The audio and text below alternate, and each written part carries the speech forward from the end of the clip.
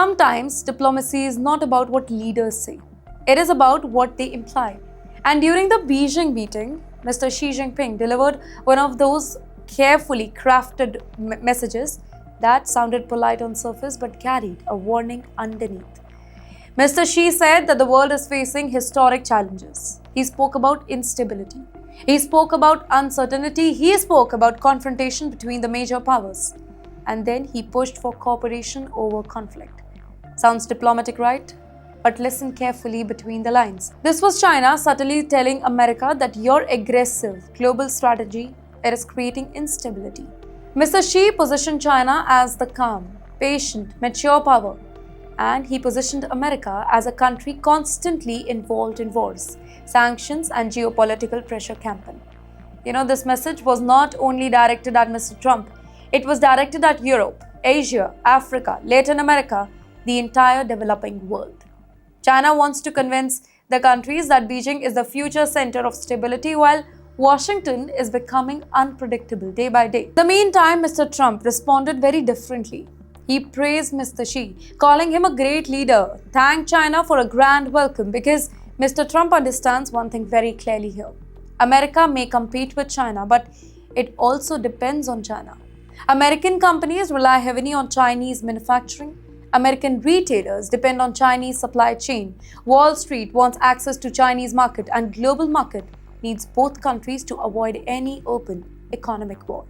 But beneath the smiles, the tension remains very real. America accuses China of unfair trade practices, cyber espionage, intellectual property theft, and military expansion in Asia. In the meantime, China accuses Washington of trying to stop its rise through sanctions, tariffs, technology restrictions. So even while the global leaders smile for cameras, there is deep mistrust underneath. And that is why Mr. Trump and Mr. Xi's meeting, it feels so dramatic. They are rivals, but they are also economically tied together like two giant engines connected to the same machine. If one crashes, the other one feels the shock too. America, the world's biggest military power, is now indirectly asking China for help.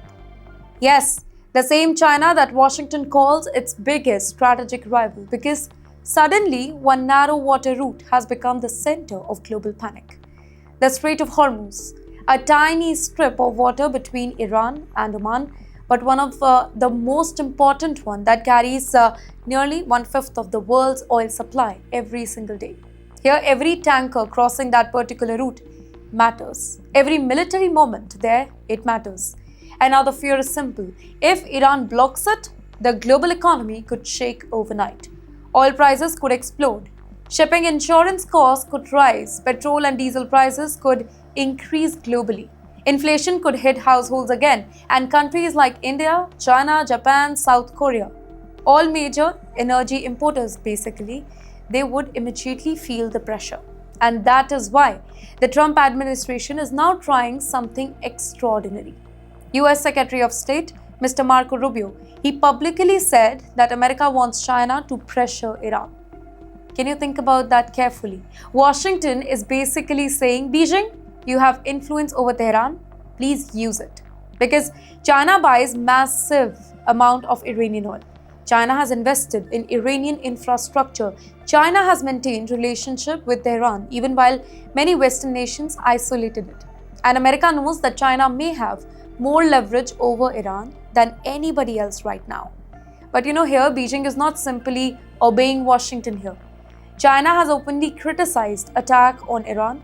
China has rejected several American sanctions, and China is trying to present itself as a very calm, stable power in a chaotic world. Beijing wants to show developing countries that while America brings wars and sanctions, China brings trade and stability. That is the part of the image Mr. Xi Jinping is carefully building. So now Mr. Trump arrives in Beijing carrying pressure from multiple fronts: Iran, trade, Taiwan, AI, global market, and military tension with economic instability. Well, this cannot be an ordinary diplomatic visit, right? This is crisis diplomacy. And the world is watching every shake hand, every smile, every sentence, because one wrong signal from either side, it could send markets into panic within hours. Now, moving on to the second segment.